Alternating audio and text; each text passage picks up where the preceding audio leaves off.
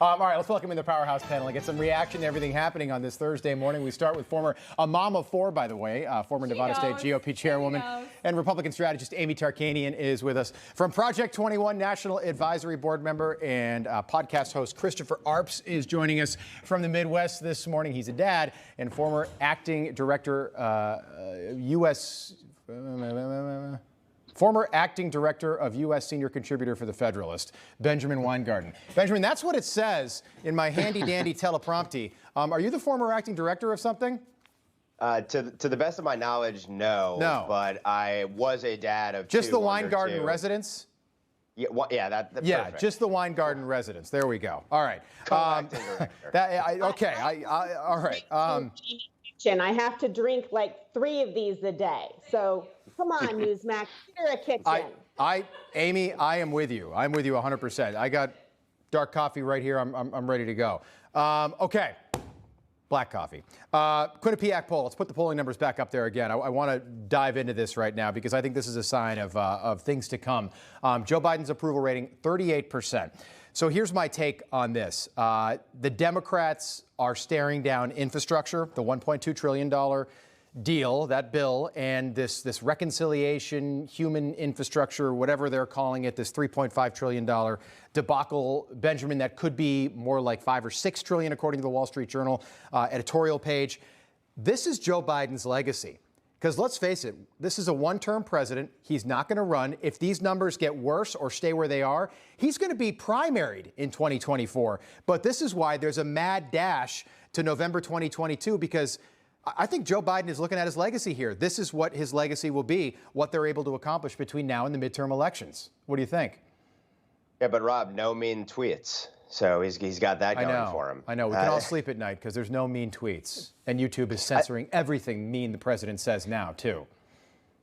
I think the perfect illustration of where the administration is and why those approval ratings are where they are is that you have skyrocketing homicide rates across the country. Started last year. That spike has continued into this year. Historic percentage increases in homicides on America's streets. And you have the Department of Justice weaponizing the FBI to pursue parents over their constitutional right to speak out against the policies being implemented at the schools they pay for, funding to the school boards that, by the way, public funds largely pay for as well. This administration has been weaponized against the American people in almost every single level. We are poorer, we are less safe, we are more divided. Again, no mean tweets, and that's literally all the president has. Yeah, literally pick a crisis. Let's hear from Newsmax anchor Jake Tapper on the president's recent approval numbers. Take a listen. These new poll numbers, frankly, are brutal for the president. In this brand new Quinnipiac poll, only 38% of Americans approve of how Biden is handling his job compared to 53% who disapprove. All right. Well, he went on to say that the numbers are brutal. Jake Tapper described them as brutal. We cut it short there. But I said Newsmax anchor because you're not supposed to hear that at CNN. And apparently the left-leaning Twitter, Chris, was not happy with Jake Tapper for just being honest about his numbers and the fact that they are brutal. That was what Jake Tapper said. You know, Rob, I stayed up last night watching my beloved Cardinals lose on a I'm sorry about that. It was a walk-off, wasn't it? I'm sorry. Yeah, I saw that. When you said Jake Tapper and Newsmax, that woke me up instantly. Right. But president's approval ratings are horrible. What really is startling to me is if you look at those numbers, his approval rating when he was elected was 85% among African Americans. It's now down to 67%. Those are death numbers for a Democratic candidate if he's that low with African Americans. He's been bleeding support with the independents. I think there's been 3 polls the last couple of weeks that shows he's in the low 30s. So the president is treading water.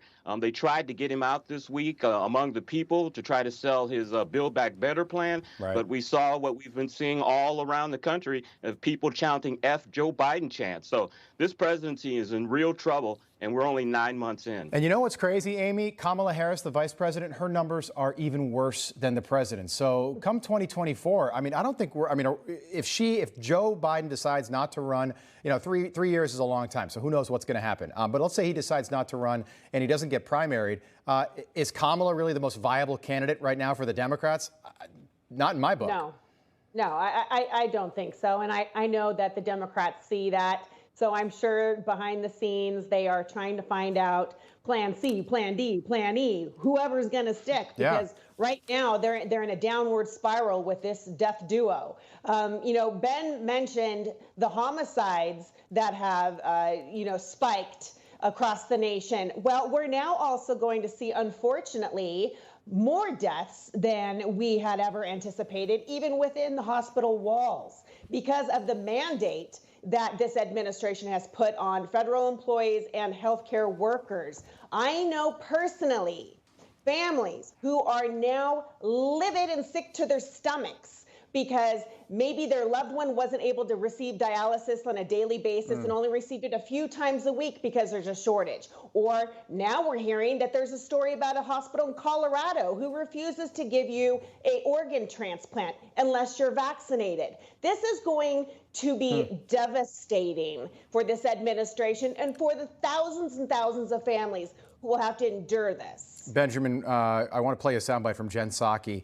Apparently, Joe Biden was not aware of that nuclear submarine deal that we negotiated with the Aussies. The French were really upset about that. John Kerry, our climate envoy, spilled the beans a couple of days ago with his French counterparts, and Jen Psaki was asked about this. Take a listen. Of course, he was aware of the French being upset. Let me finish. Let me finish. I know John Kerry quite well. He, of course, was aware, the president, of the French being displeased about the deal with the Australians. John Kerry also speaks regularly to the French as a part of his role as the climate envoy. He's someone who also served as Secretary of State. He's someone I alone traveled to France with him 25 times. Can you imagine traveling to France 25 times with John Kerry? I mean, it's a terrible way to spend a day. But seriously, Benjamin, about 30 seconds left. This frightens me because what else does Joe Biden not know? Yeah, I mean, it is truly remarkable when John Kerry is the credible voice in your administration. When we're talking about the mental acuity of the president, not knowing when it comes to national security and foreign policy, something like this with respect to the French deal. And by the way, this administration now wants to go have a virtual summit with Xi Jinping. It looks like they're prepared to bend over backwards in a whole slew of areas to communist China. And that's actually maybe the most important takeaway of all of this. Yeah, Ron Klain, Susan Rice, Barack Obama, Dr. Jill, are they even keeping Joe Biden in the loop anymore? Because John Kerry, I think he said the quiet part out loud when he was talking to his French counterparts there. And again, Biden apologist Jen Psaki, she's got to play mop-up duty in the briefing room. Panel will pick this back up top of the hour. Looking forward to that.